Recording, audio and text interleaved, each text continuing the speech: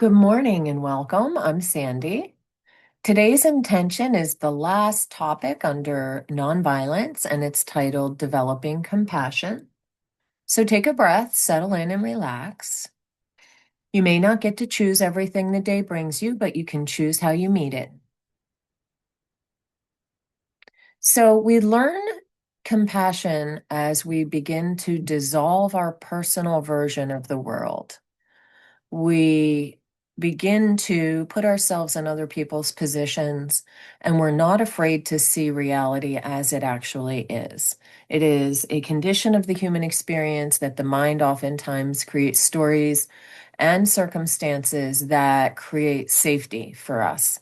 So rather than living from a point of managing safety, and to stop living in our heads where we can arrange things as we want, we can gradually begin to learn more compassion. And as we grow ourselves in our bodies, we learn to trust that compassion where things might not always be certain or neat in our mind.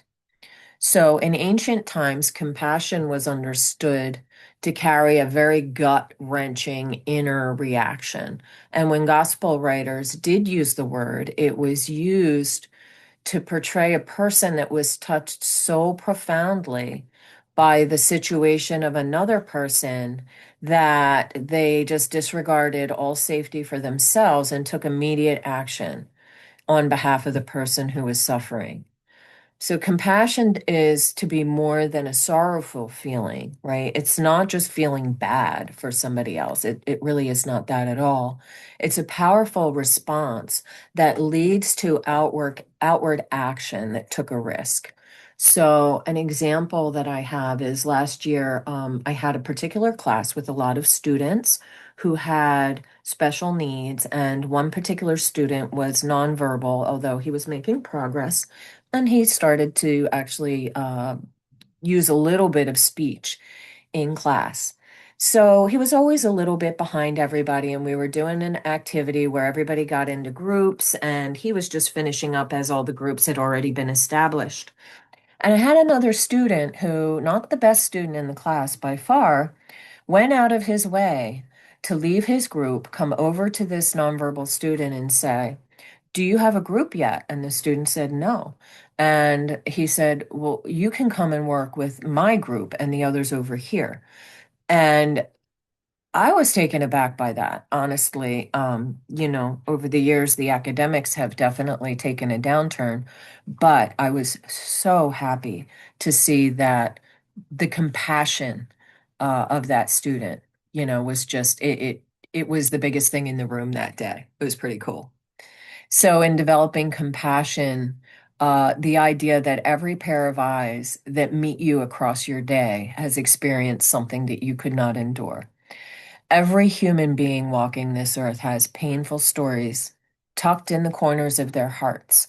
And when you consider your most painful stories and you find yourself moving about your day with other people, notice if you are being short, judgmental, or harsh with them, and then think back to your own painful situation and the circumstances that surrounded you and yours, because every individual has such a situation and such a circumstance that they've dealt with. So, for today's intention, just take a moment and take a deep breath in through your nose. Fill your lungs completely and fully. Relax on the exhalation and follow me with today's intention. Today, I soften my judgments and choose to see others with the eyes of compassion. Today, I stay present with suffering rather than turning away from what is difficult.